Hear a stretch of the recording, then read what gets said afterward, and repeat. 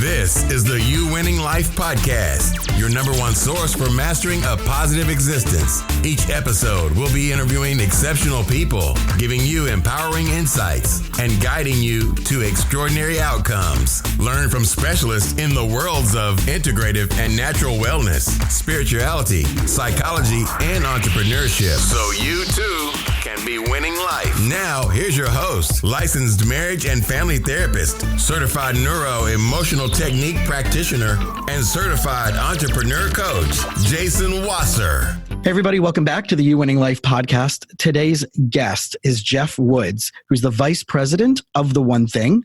And after hearing the Jim Rohn quote, that you are the average of the 5 people you spend most of your time with, Geoff set out on a mission to surround himself with high-level CEOs and successful entrepreneurs. Fast forward 10 months from that time, he went from employee to entrepreneur, launching a company with the co-authors of the best-selling book, The One Thing. And Geoff has been featured in the entrepreneur.com and is on a mission to teach people how to live a life of focus so they can have more by doing less. Thanks for hanging out with us today. Oh, my absolute pleasure. Thank you for having me. Cool. So right off the bat, what gave you the drive to go after this new set of goals once you heard that quote, and what was going on for you at that time in your life? Yeah. So when I heard that Jim Rohn quote, I was in medical device sales, which was great job. I got to wear scrubs every day. I ran through hospitals. I sold a device that actually saved lives. I was also in a place where I think a lot of people have been in their career, which is even though things were good, I was lacking fulfillment. I couldn't see myself doing this forever. I also didn't have enough pain in my life to force me to make a change. Things were comfy. I know I've got a good work-life balance, if you will. I had a good income, plenty of time to do the things that mattered to me. 2 things happened that changed that. First, a colleague of mine, he had a stroke when he was 35 years old. And I remember at the time, we had just bought a house in Orange County. My wife and I just had our first child. My wife decided to become a stay-at-home mom. I remember sitting in the kitchen thinking, if what happened to my colleague had happened to me, what would happen to my family? That was very unsettling. The next week, my company needed to make a change to our commission structure just to remain competitive in the marketplace. And as a result, 40% of my income evaporated. You take those 2 things back to back, things get ugly. Because month after month, we're hemorrhaging cash. My wife and I had made the mistake that I think a lot of us make, which is we allowed our lifestyle to rise to meet our level of income. And when the income dropped and the lifestyle remained stagnant, you're hemorrhaging. Before you know it, the bank account's almost at zero and the pain is very high now. And I hear that you're the average of the 5 people you spend the most time with. I looked at my 5, just thought of them and said, these are all amazing people I always want to be in my life. And I had an aha moment, which was, I knew in my bones one day I wanted to own a business that made a big impact in the world and delivered real security for my family. The people that I was actually surrounding myself with weren't business owners. They didn't own businesses that made a big impact in the world and delivered real security for their family. And that led me just to asking, what are my odds of being successful achieving my goals if I don't have the mentors in my life to guide me there? That set me on a journey. And, fast forward, I surrounded myself with an army of mentors. And before you know it, it's our national sales meeting. And Jay Papasan, who co-authored The One Thing with Gary Keller, was our keynote speaker. And I cornered him when he came off stage, and rest is history. So at that point in your life, right, this risk of jumping in, doing something different, and maybe not having the stability in your life that you've had, even though you were doing a certain level of success, you had that taken away from you. One of the things I'm finding with a lot of people, especially my clients, is that there's so much more out there for them, but that drive of stability sometimes overpowers the ability to make a massive leap. Correct. And that's actually what stopped me from pursuing my entrepreneurial passions. Was I've got a good job. I make good money. I'm making an impact in the world. Things are good. And you're going to quit that for what? It seemed very risky. But what happened was when a colleague has a stroke and I realize I'm in a job that requires me to trade hours for dollars. If I can no longer work, I can no longer provide for my family. That in itself made that, quote, stable foundation I had less stable. And then realizing that I actually have zero say in my comp structure. My company can make a little tweak and 40% goes away. all of a sudden I no longer looked at my job as a stable job. And I remember my colleagues, when I told them I was leaving to start a company, they're like, "Are you crazy? That is so risky." And I remember thinking, number one, I'm not going out to start some random thing. I'm literally partnering with the guy who's built the largest real estate company in the world, Keller Williams.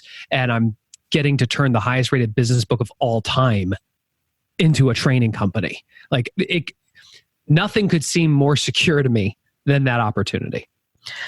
And the cool thing that I'm hearing from this, and having been following you for a little bit, is that your values and your passion align exactly with what you're talking about wanting to do. So for a lot of people out there, I know the whole thing is about how do I create something from scratch? How do I create something new?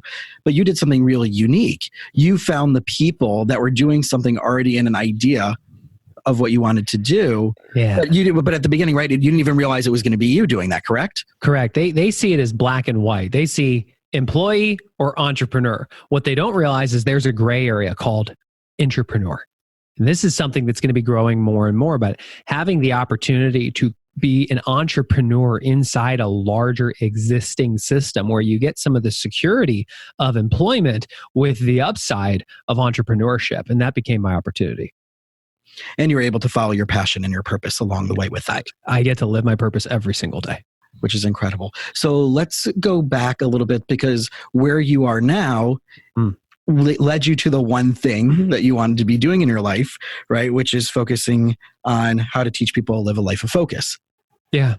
So talk to us, and for those out there who haven't heard of, I mean, people I'm sure have heard about Keller Williams, but not knowing that this thing, the one thing, is part of their system, But also this really awesome, like you said, one of the top best-selling books in the business world and entrepreneurship world. So what is the one thing? The one thing is the surprisingly simple truth behind extraordinary results. There's two words there that really matter: simple and extraordinary. When you hear these principles, you're going to go, duh, that makes so much sense. It's so simple.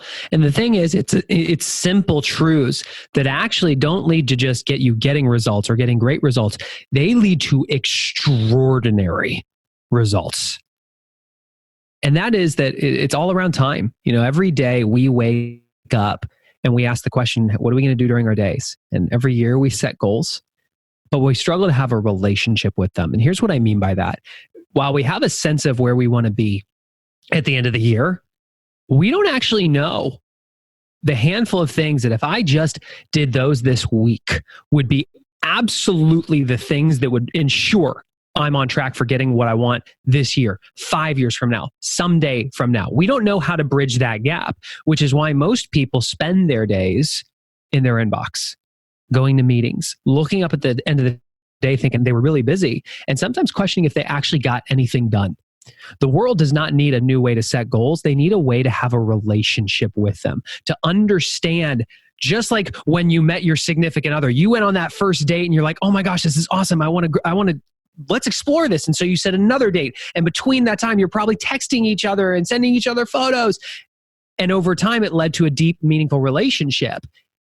It's the same thing here. Casting that vision for what you want out of your life, and every single day, understanding, how do I behave today so that I am appropriate and am getting what I want and on track for that goal? That's what we do. What it really sounds like to me is looking at the marathon instead of the 5K, which, right? And the idea of long-term momentum. Correct. And that idea of long-term momentum, people struggle with, because getting something that's in a distant future, it's just disconnected from our real day-to-day lives. But being able to understand based on a future vision, to understand what you need to do today, it's bridging that gap. So do you find, like me, that people are so short-sighted, so nearsighted in their goals that they're not looking out 15, 20, 30 years? They're looking out, right, the 90-day, annual plans, but those quarterly annual plans have to be bigger and part of this long-term thing. And you're also reminding me of the quote, which one of my coaches, Rick Sapio, talks about, is the Oliver Wendell Holmes quote, is I wouldn't give a fig for this side of complexity, but I give my entire life for simplicity on the far side of complexity. Yeah. Here's what I think. I don't think you have to do anything. I think, because you said, is this what people have to do? I don't think you have to do anything. I think if you want to live a life of extraordinary results, though, you have to really be clear what your priorities are and what the distractions are in your world that are disguised as priorities. And asking big questions like, where do I want to be someday from now? Mm-hmm. Like you were alluded to, 15, 20, 30 years from now. Most people, if they were asked a question like that, they'd very quickly hit a wall of, I don't know. And when they hit that wall, they go, oh, well, I just don't know. And so they go check email rather than actually going, okay, that's where my current mind stops. Now let me search. And I promise you, because we host a couples goal setting retreat every year, when you search for answers to big questions like that, you will find them when you create a space to do it. And once you have a sense of where you want to be someday from now, you can then imagine looking back on your life and asking, well, where would I need to be 5 years from now just to feel like I'm on track? Answering that question is not super easy anyways, but right. Searching for the answer, coming up with it, because once you're at the 5 mark, you get to look back and say, what do I have to do this year? We're great at finding that answer. But all of a sudden, you're no longer looking at all the things you could pursue. You've really narrowed your focus down to the things that are going to help you intentionally get what you want out of life.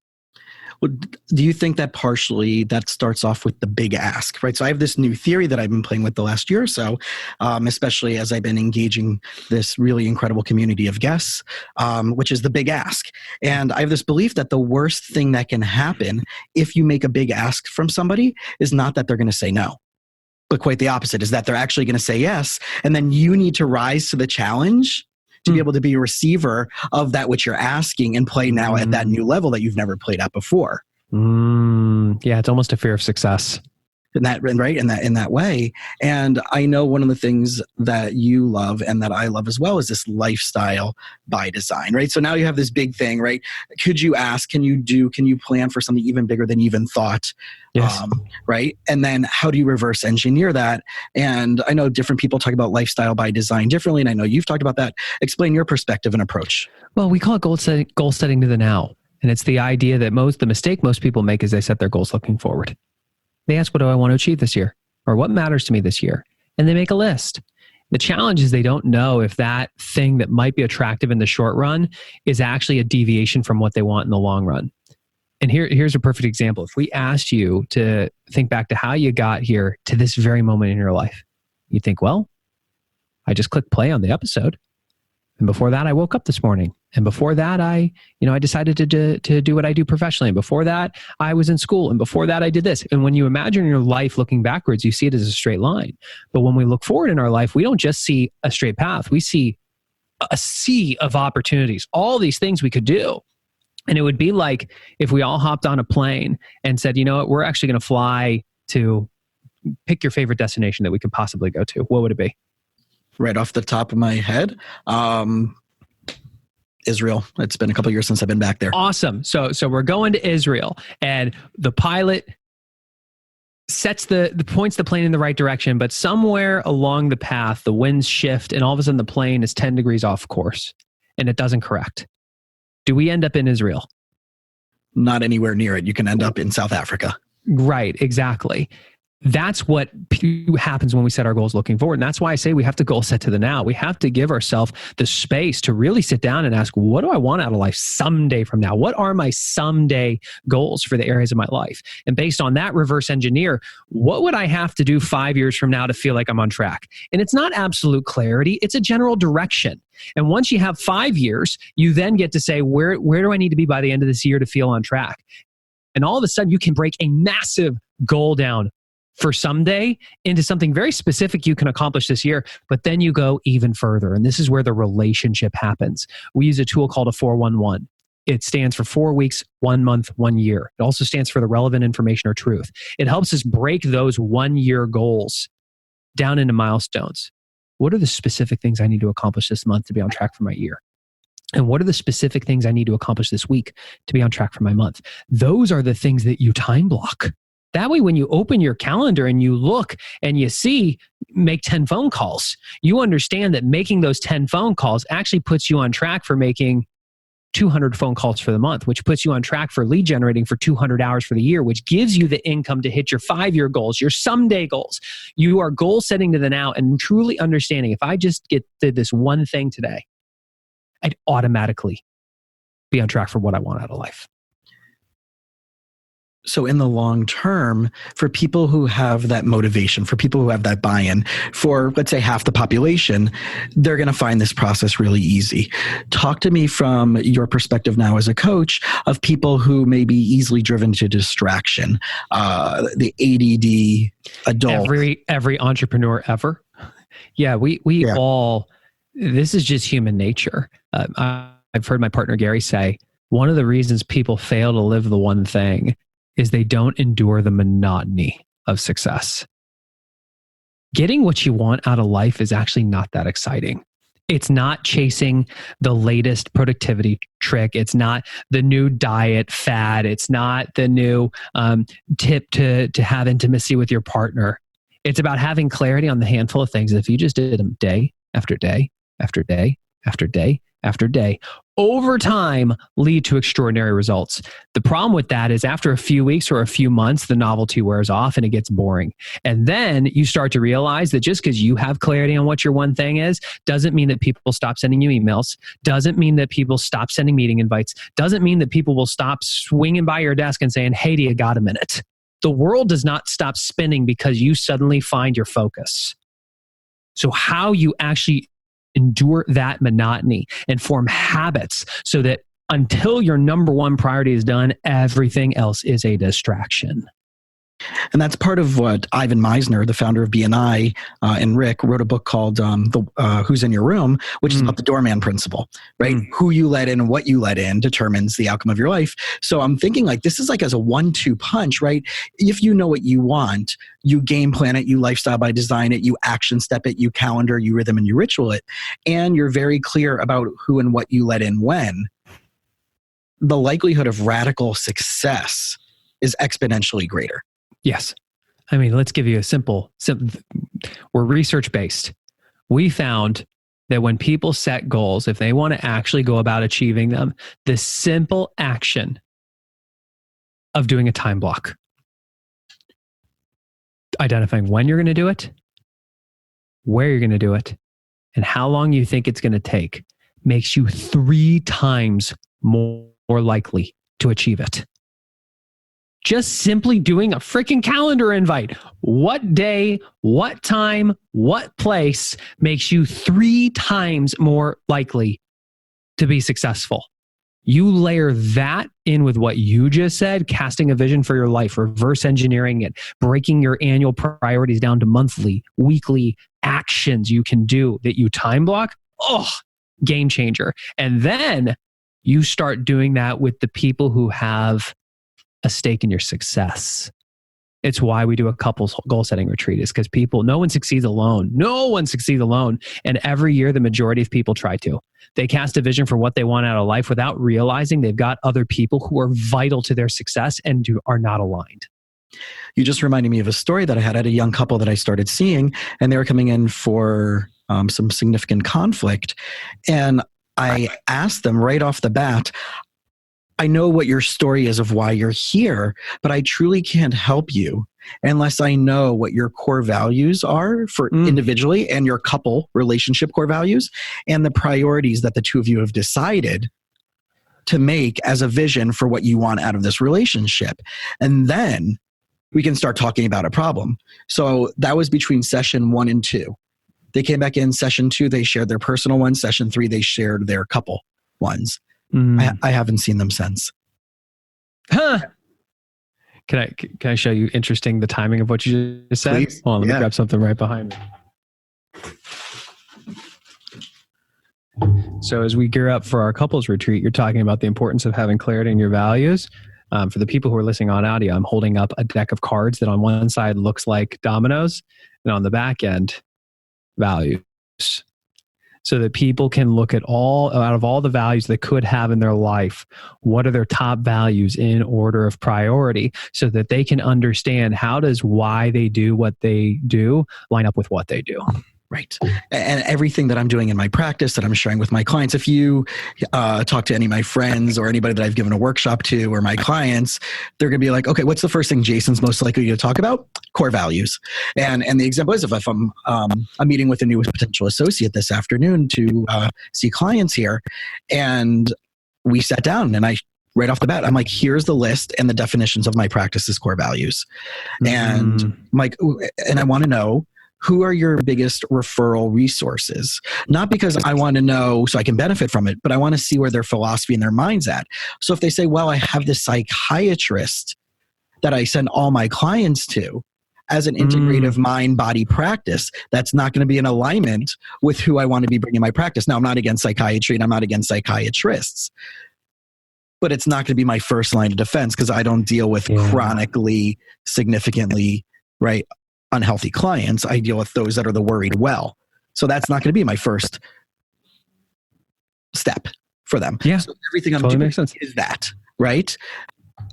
With couplehood, right? I know you're married with a family. How do you now apply this also to relationships? How do you apply this to your health? How do you apply this to spirituality? How do you apply this? Is it a wash and repeat process? Sure. So from a really simple application, because everything we do is simple, the focusing question of the book is, what's the one thing I can do such that by doing it, everything else would be easier or unnecessary? Let's break that down so you understand, so that you'll understand how you can aim it at any area. It's what's the one thing, not what's everything. You get to pick one thing. It's got to be one, not two, one. It's got to be one thing that I can do, not I should, could, or would do it. I'll feel guilty if my wife says I don't do it. It actually has to be a 2-inch domino, so small that with the flick of a finger, effortlessly it falls. What's the one thing I can do? Such that by doing it, meaning you actually knock it down, because those dominoes are lined up, everything else becomes easier or unnecessary. It's about unleashing a domino effect in your life, not doing everything, but viewing everything that's on your plate as a series of dominoes that if you lined up and flicked the first one, they all fall. You then ask the question, which I did this year, out of all the areas of my life, if I could only focus on one area and really make an impact, whether it be my spirituality, my physical health, my personal life, my key relationships, my job, my business, my finances, if I could only meaningfully impact one, which would it be? Now, immediately, let's understand we all have more than one thing. And we get to do more than one thing, but things happen at one at a time, not everything at the same time. And I chose key relationships. If I could only choose one relationship to focus on, what's the one that would make everything else easier or unnecessary? It'd be my marriage to Amy. Okay, well, what's the one thing I can do for my marriage? We'd have to be deeply connected and growing together. Well, what's the one thing I can do to be deeply connected and growing together? Stay with me here, folks, because this is what it means to reverse engineer. Stay with it. We'd have to go on 3 date nights a month. Okay, so over the course of a year, that's 36. Well, what's the one thing I can do to ensure we go on 36 date nights, 3 a month? What's the one thing we can do to ensure we do 3 date nights a month? I'd have to plan them. What's the one thing I can do to plan them? The first Monday of every month, I will do a 15-minute time block when I'm done with work, and I will whip out my planner. I will write down the 3 dates and text the babysitters. That's the one thing. That's the lead domino, that it alone does not unleash extraordinary results in your life. But if you do it over time, everything else becomes easier or unnecessary. So for those who are listening, you can see the massive grin on my face as Geoff as you're talking about this, because it's literally as if I duplicated myself and stuck you on the other side of the screen. This is what I'm repeatedly sharing with my clients over and over again, right? The rhythms and the rituals, that one thing, right? I had a couple a long time ago I saw, and they were married for, 12 years. And I asked them, how many before me, how many therapists have you seen for the stuff that's been going on in your relationship? And they're like, this is our first go. Oh, okay. So, we're now in session 1 after X amount of hours of being married, and 1 hour, right? The ratio of 1 hour to 422,000 hours of being married, right? So we have that momentum to break. All right. Yep. What books have you read? on relationships?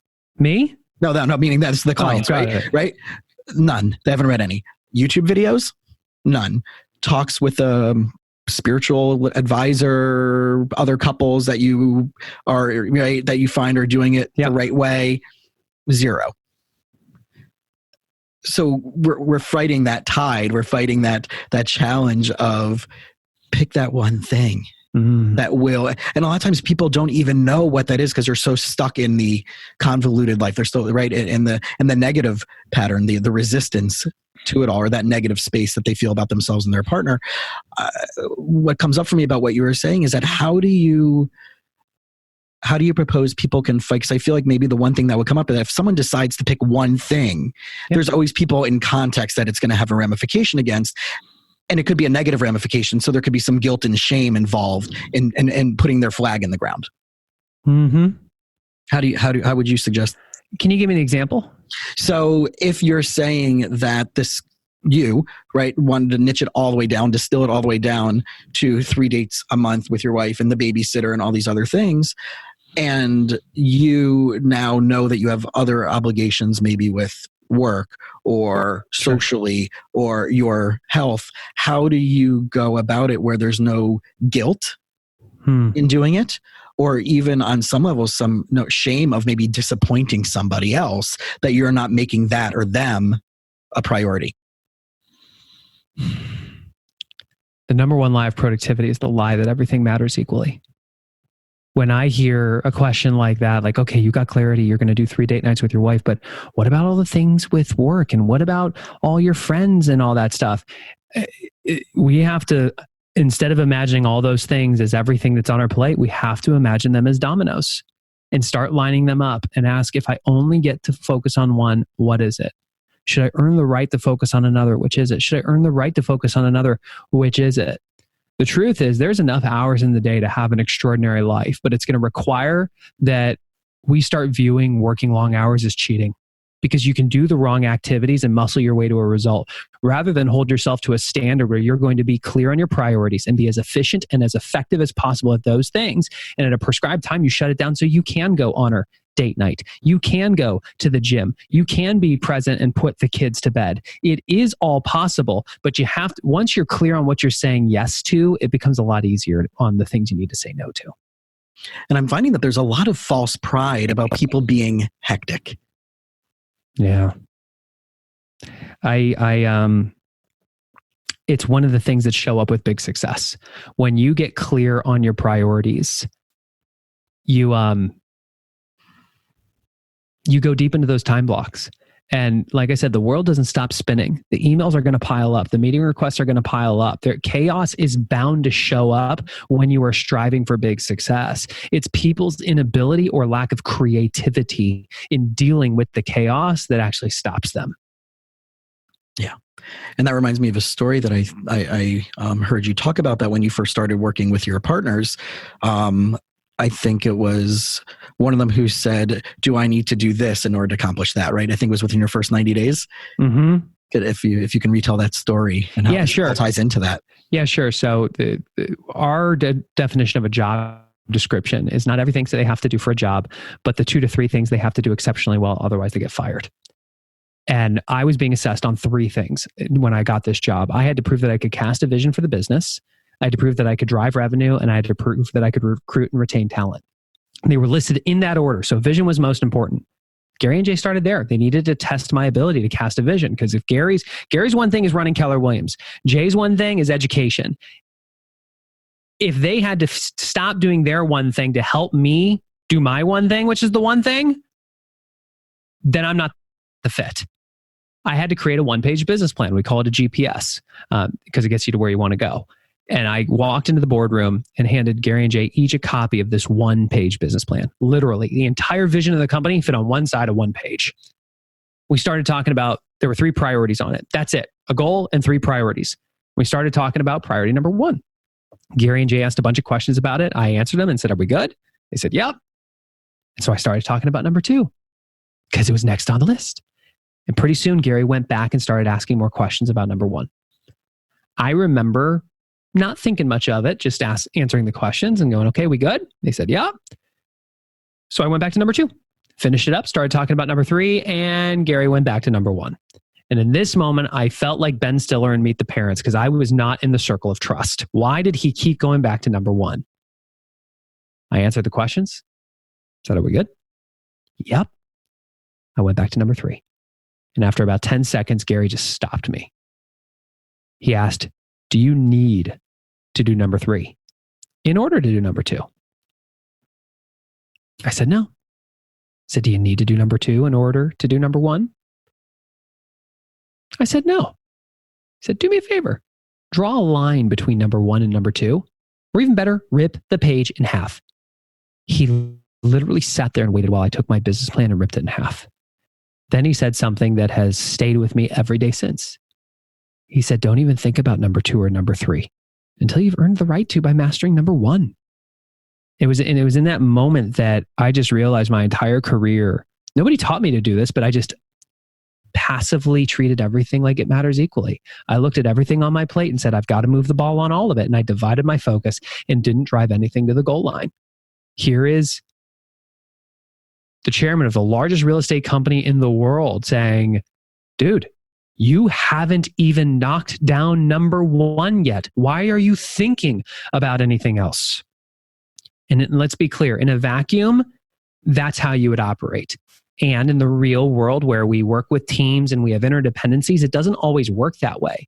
Yet the question is, can we at least have clarity on what the number 1 priority is and be the type of person who just whacks away at it first? Whether it falls down or not, I don't care. But can you at least make effort on the thing that matters most before you earn the right to move on to the second thing, before you earn the right to move on to the third thing, before you earn the right to go, okay, it's time to come up for air and handle the chaos. Let's go through the inbox for 10 minutes. Let me get with the team and see if they need anything. Okay, now I'm going back into my bunker and I'm doing my one thing. That's what it looks like. And I know for years, I used to take pride in being the master of all trades and the jack of none. Yeah. I mean, sorry, right? The jack of all trades and the master of none. Sorry. So, and I took really massive pride in that because I'm like, look at how many good things I'm decently competent at. So that makes me a Swiss Army knife of resource to people. And I saw myself getting burnt out. I saw myself not loving 50, 60% of people that I might be working with in my practice until I realized that prioritization, those core values, the type of clients that I want to work with, putting my flag in the ground of if you're not interested in doing therapy that comes along with mind-body integrative health for your relationships, for your kid, for if you are the kid, right? If you're an entrepreneur, if you're not going to incorporate that into, then I'm probably not the right practitioner to be working with you. I can give you lots of value, but you're asking me to tie my hand behind my back and only give you 50% of what I'm capable of giving you. Yeah, I remember hearing a buddy of mine, most people, when they look at trying to grow a business, they ask, how do I get people to do business with me? And they try to get as many people as possible to do business with them versus flipping it on its head and asking 80-20 rule. Who are the 20% clients that if I just focused on those people would generate 80% of my results, and going all in on those? You build a much bigger business and with a lot of simplicity when you become clear on what you're going to say yes to. In a practical sense, not everybody earns the right to go there. Sometimes you just got to lead with revenue and get off the ground. But let's be clear when we're consciously choosing to act out of priority. Yeah. And I get to look at my caseload now with my therapy and coaching clients and say, like, I truly adore every single person that I'm working with, to the point where even though they're going through stressors, and it could be relationship stuff or business stuff or a grief or loss thing, or maybe even an addiction thing, that for 99% of the time, it doesn't even feel like I'm working. That's cool. That's cool. Right. And what I really want people out there to be empowered with is that they can have exactly what you and I have been talking about in their life, but they have to make that conscious decision. They have to put the line in the sand, their flag in the ground to do that, and decide what their mission is, decide what their purpose is, and then build everything else out from there. And I know one of the ways that you believe, similar to me, is that mentorship and coaching is a big part of this package. I would agree. Yeah. So what's that like for you in your life, right? You are now working with people as a coach. And I know when you were seeking out people, but before you started this journey, you were looking for those people who are radically successful. Sure. So you can, so to speak, life hack what they were doing.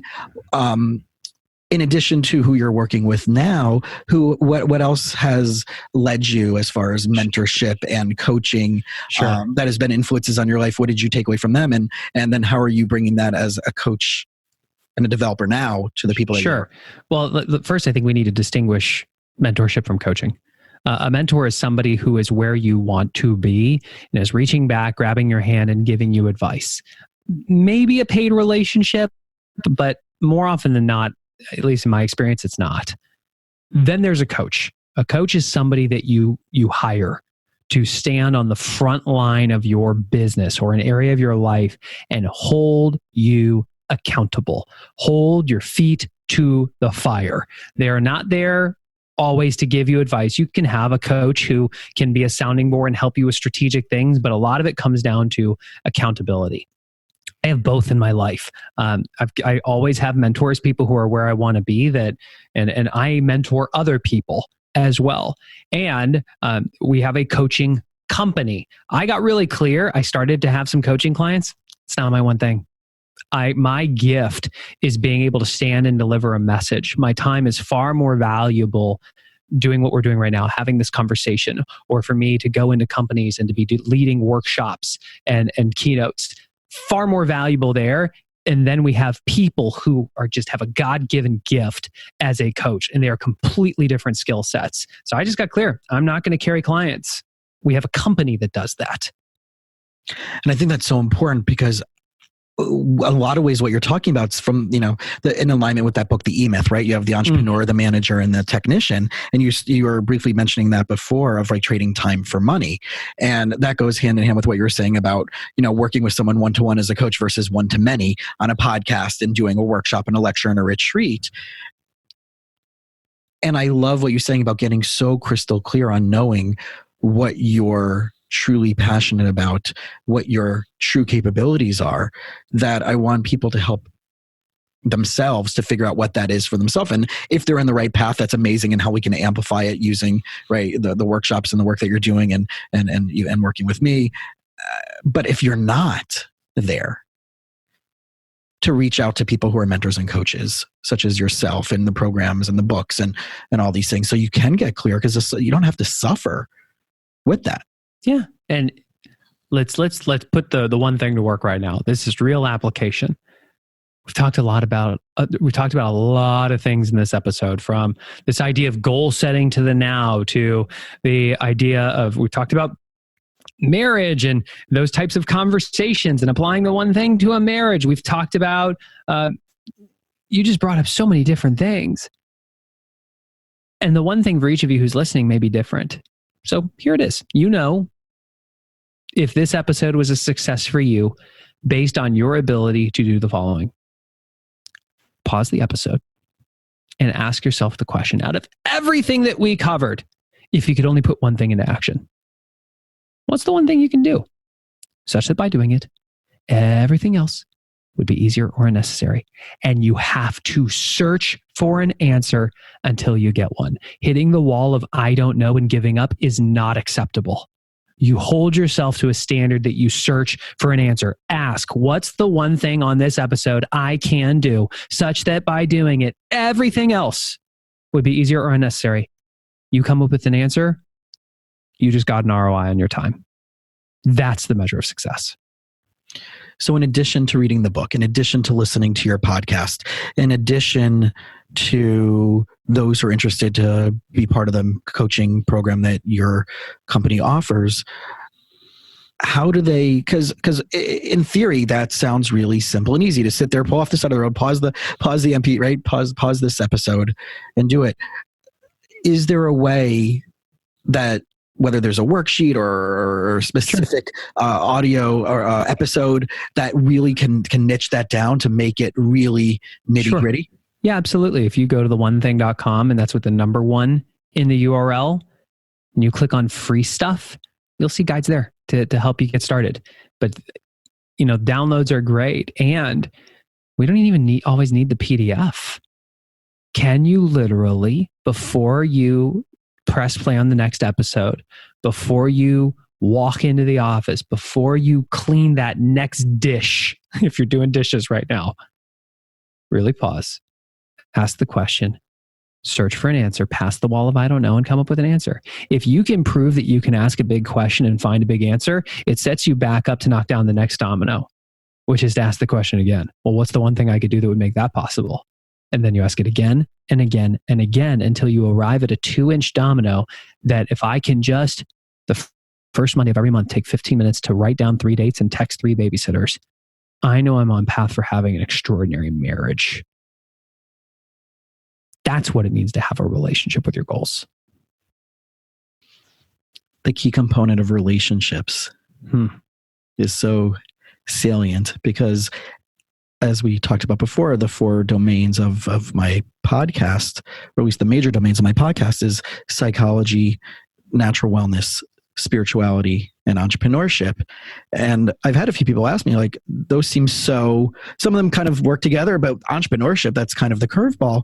And I've adopted the definition of entrepreneurship as someone who seeks to find their purpose and their mission, identifies their core values, and then chooses to be held accountable to only that. Love that. I love that. That's awesome.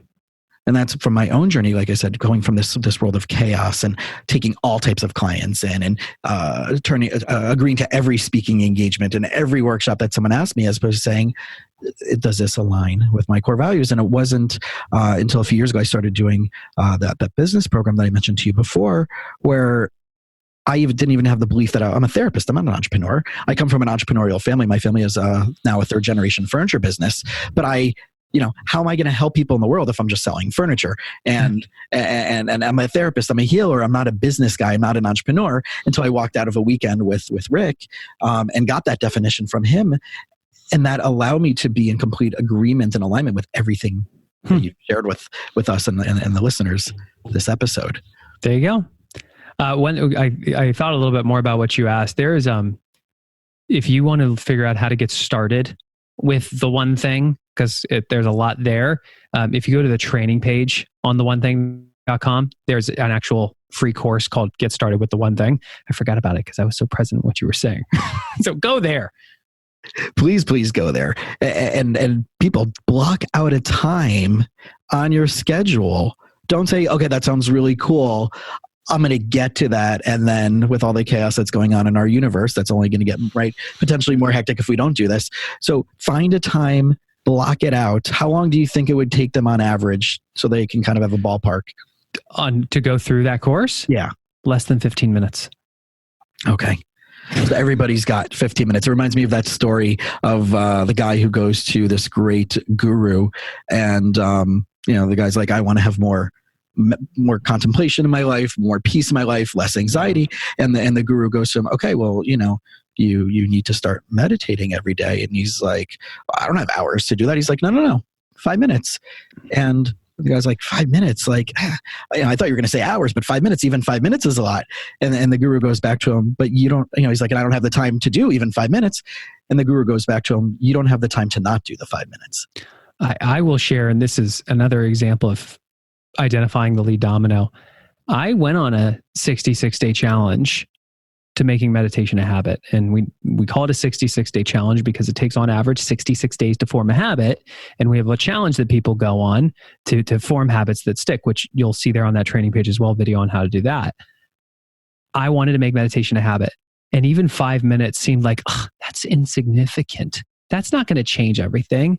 Here's what shocked me. I couldn't do even 5 minutes.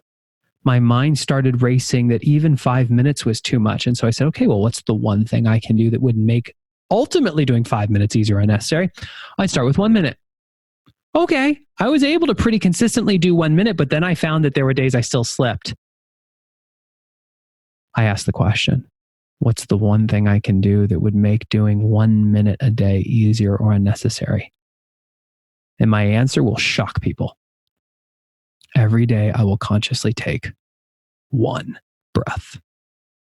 And I remember it was so powerful when I got in the elevator one day. I was leaving work and I was like, oh my gosh, I didn't even do my 1 minute today. I went, oh, that's not the lead domino anymore. It's one breath. And I literally stood there. I closed my eyes and I went,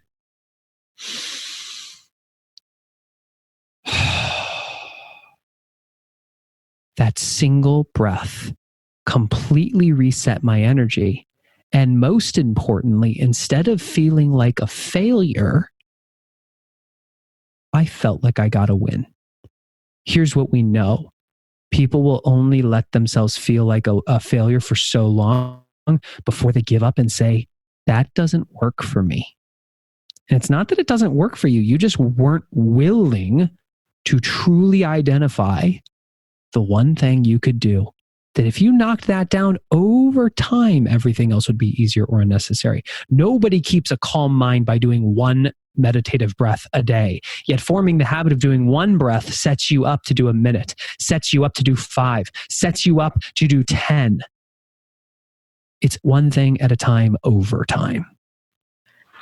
And the belief that we carry that it has to be changed right away really leads us to the difficulties of getting that which we want. And as you were talking about meditation in one of the other episodes, I have Dr. Andrew Newberg, who is a neurologist out of Penn Medical School, Jefferson Medical School. He used to be at Penn Medical School.